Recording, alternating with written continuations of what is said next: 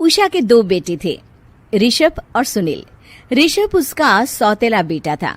उषा हमेशा ही अपने सगे बेटे सुनील को ज्यादा प्यार करती थी। सुनील की शादी हो चुकी थी और ऋषभ की शादी भी निशा नाम की लड़की से हो जाती है।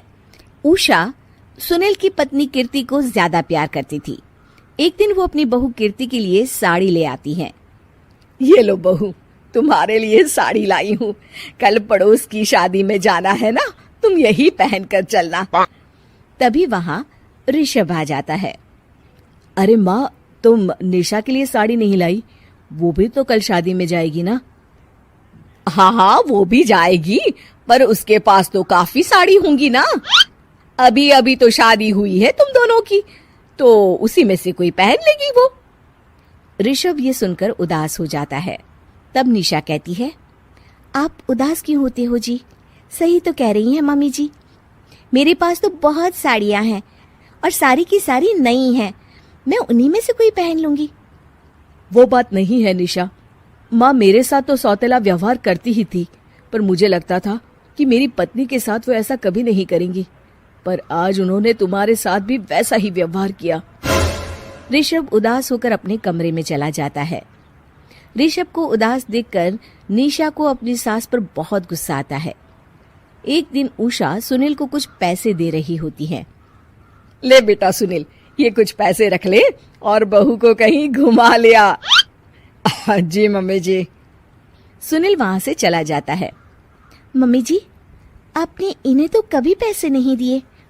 ऐसा सौतेला व्यवहार आप क्यों करती हैं? बहू, ये किस तरह से बात कर रही हो तुम अपनी सास से? कोई ऐसे सवाल करता है कि अपनी सासू से? सास? अरे जिस दिन से मैं इस घर में आई हूँ ना, आपने तो मुझे अपनी बहू माना ही नहीं। हमेशा कीर्ति भाभी के लिए ही सब कुछ लाती हैं। मुझे तो आज तक आपने कुछ दिया ही नहीं। क्या मैं जानती नहीं कि आप ऐसा क्यों करती हैं? देख निशा, तू अपना काम कर समझी। मेरे से बहस करने की कोई जरूरत नहीं है। तभी वहां ऋषभ आ जाता है।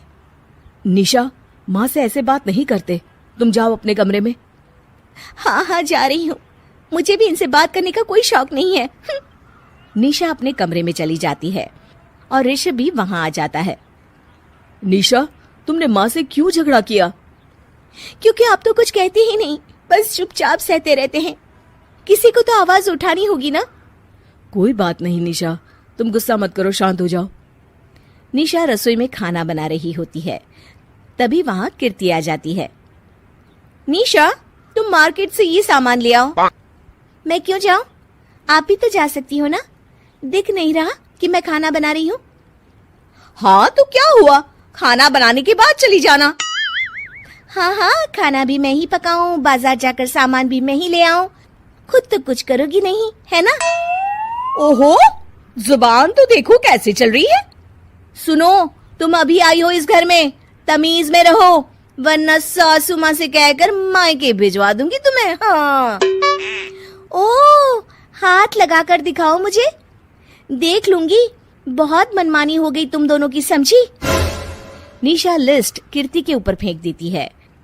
कीर्ति निशा को मारने आती है तो निशा उसका हाथ मोड़ देती है। मर गई रे, छोड़ मेरा हाथ। आज के बाद मुझसे कोई बदतमीजी की तो अच्छा नहीं होगा। कीर्ति रोते हुए अपने कमरे में चली जाती है। उस निशा चुड़ैल ने मेरा हाथ मोड़ दिया। मुझे नहीं रहना इस घर में। अरे कैसी बेकार की बातें कर रही हो। अरे निकालना ही है तो ऋषभ और निशा को निकालेंगे। नहीं, मुझे अलग घर चाहिए। कान खोलकर सुन लीजिए, हम दोनों इस घर से जल्द जाएंगे। आप नए घर का इंतजाम कीजिए बस। मैं इन दोनों के साथ ज्यादा नहीं रह सकती। हाँ, वैसे मैं भी कुछ दिनों से सोच रहा था। अच्छा हुआ तुमने कह दिया, मैं माँ को भी बता देता हूँ। माँ, वो क्या करेंगी तुम्हारे साथ जाकर? मैं चाहती हूँ कि तुम और मैं, बस हम दोनों ही कहीं शिफ्ट हो जाएं, इस सब झमेले से दूर। अरे पर माँ को यहाँ छोड़कर इस तरह से जाना ठीक नहीं रहेगा कीर्ति। वैसे वो तुम्हें कितना प्यार भी तो करती हैं। नाम का ख्याल रखती है, क्योंकि तुम सगे बेटे हो ना, इसलिए। तुम अगर सौतेले होते तो मेरे साथ भी ऐसे ही सलूक करती जैसे अभी तुम्हारे सौतेले भाई और उसकी पत्नी से करती है। अरे पर फिर भी फिर भी कुछ भी नहीं। देखो, या तो हम दोनों इस घर से कहीं दूर जाएंगे या फिर मैं अपने मायके चली जाऊंगी। हाँ, बता देती हूँ।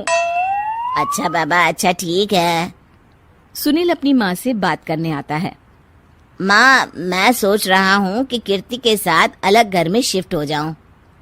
अरे वाह बेटा, ये तो बहुत अच्छा सोचा है तुमने। कब शिफ्ट होना है हमें? मैं भी पैकिंग कर लेती हूँ। अब नहीं माँ, मैं और कीर्ति ही जाएंगे बस।